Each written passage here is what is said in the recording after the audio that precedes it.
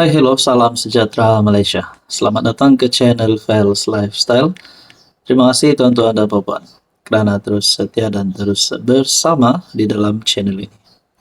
Saudara-saudara yang saya amat hormati, ada satu gesaan ataupun ada satu cadangan. Setelah saya bertanya, adakah akan ada sebab selepas ini pada masa akan datang, sebelum PRU 16 ataupun pada masa terdekat ini untuk UMNO menyertai Perikatan Nasional, ataupun mungkin ada ahli parlimen daripada UMNO untuk menyertai PN, ataupun mungkin ahli parlimen Barisan Nasional menyertai Perikatan Nasional. Saya telah menerima satu komen. Ada beberapa komen di sini. Yang pertama berkata, kita sokong UMNO menyertai PN. Komen yang kedua, MCA telah tidak relevan duduk dalam BN kerana DAP telah mendominasi Barisan Nasional. Elok sangat MCA pindah hala tuju kepada Perikatan Nasional. Saudara-saudara bayangkan kalau UMNO masuk PN, tinggalkan Barisan Nasional, tinggalkan Kerajaan Perpaduan. Dan begitu juga MCA masuk PN, tinggalkan Barisan Nasional dan tinggalkan Kerajaan Perpaduan. Adakah dengan ini relevan untuk Barisan Nasional bubar? Persoalannya adalah, adakah Zaid Hamidi sanggup melepaskan jawatan beliau sebagai timbalan Perdana Menteri semata-mata untuk menarik sokongan terhadap Anwar dan menyertai Perikatan Nasional? Demikian adalah komen yang saya terima. Ada beberapa komen. Mereka kata sokong UMNO masuk PN. Mereka kata MCA tidak relevan di dalam Barisan Nasional kerana DAP yang mendominasi Barisan Nasional. Nah, itu mungkin pandangan dia. Ada yang kata elok sangat MCA pindah hala tuju kepada Perikatan Nasional. Nah, saudara-saudara bayangkan kalau Zahid Hamidi menyertai PN. Di manakah kedudukan Zahid? Adakah beliau akan jadi pengerusi PN? Adakah beliau akan jadi timbalan pengerusi PN?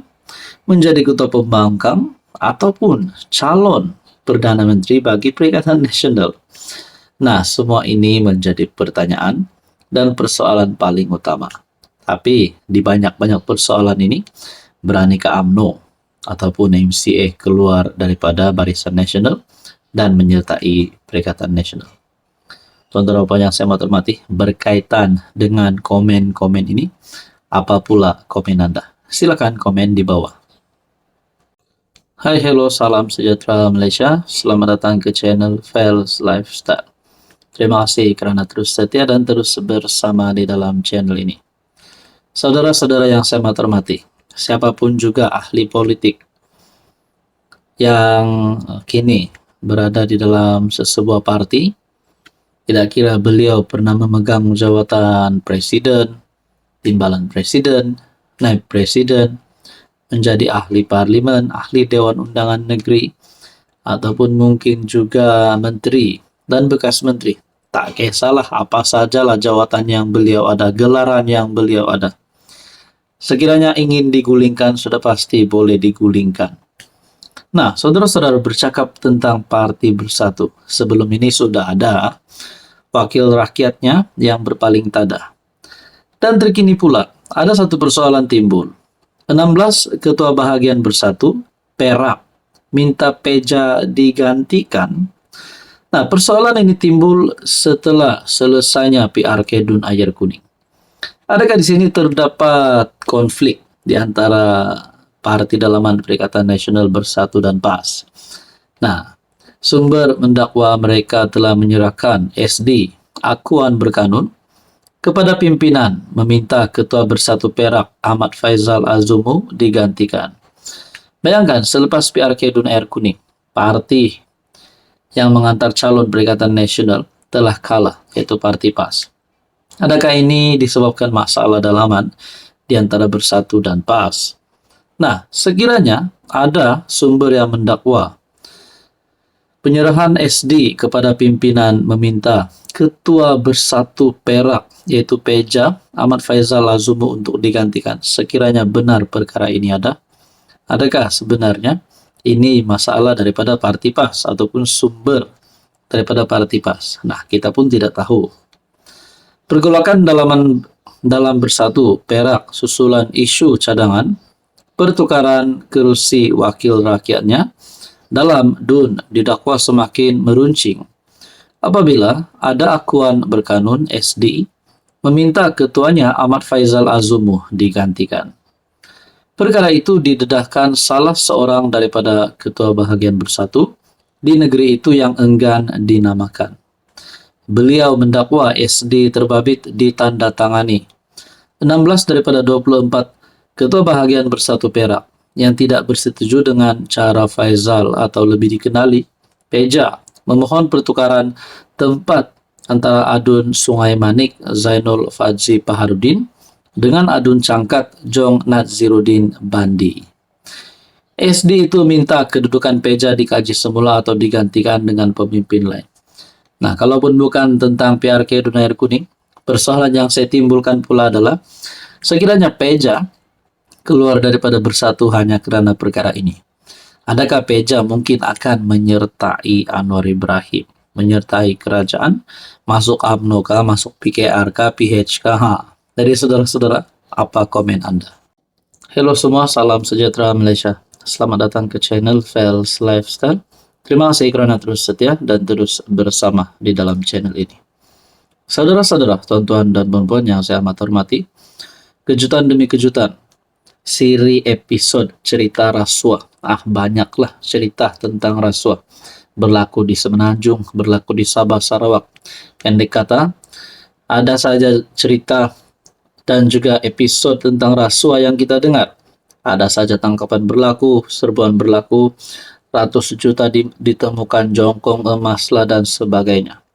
Namun satu lagi tangkapan yang saya boleh katakan, tangkapan mengejutkan ramai kepimpinan politik di Malaysia. Kali ini pula menyebut dana ataupun menyebut RM360 juta. 4 termasuk Datuk Seri ditahan kemuka tuntutan palsu RM360 juta. Pasti tangkapan ini mengejutkan kepimpinan kerajaan dan juga kepimpinan pembangkang. Sebab kita dengar ramai pemimpin politik berkata mereka ini tidak suka rasuah, membantras rasuah dan sebagainya. SPRM menahan 4 individu termasuk seorang bergelar Datuk Seri kerana disyaki mengemukakan tuntutan yang mengandungi butir matan palsu sebanyak kira-kira RM360 juta. Menurut sumber, 3 lelaki dan seorang wanita berusia antara 50-an dan 70-an itu ditahan antara pukul 4 hingga 6 petang ketika hadir memberi keterangan di Ibu Pejabat SPRM Putrajaya. Siasatan awal mendapati kesemua suspek dipercayai melakukan perbuatan tersebut sekitar tahun 2016 hingga 2017. Keempat-empat suspek disyaki mengemukakan tuntutan palsu bernilai kira-kira RM360 juta yang menggunakan dana sukuk dalam sebuah projek pembinaan lebuh raya di Lembah Kelang yang bernilai kira-kira RM1.30 bilion katanya. Sementara itu, pengarah kanan bahagian siasatan SPRM, Datuk Zainul Darus ketika dihubungi mengesahkan tangkapan itu dan berkata kes disiasat mengikut Seksyen 18 Akta SPRM 2009. Permohonan reman ke atas kesemua suspek akan dikemukakan di Mahkamah Magistrate Putrajaya. Saudara-saudara, setelah kita mendengar beberapa pemimpin berprofil tinggi yang terlibat dengan siasatan rasuah, termasuk Muhyiddin, termasuk Ismail Sabri yang terkini. Akhirnya ada lagi satu dapatan ataupun mungkin bagi saya satu lagi tangkapan. 4 termasuk Datuk Seri ditahan kemuka tuntutan palsu RM360 juta.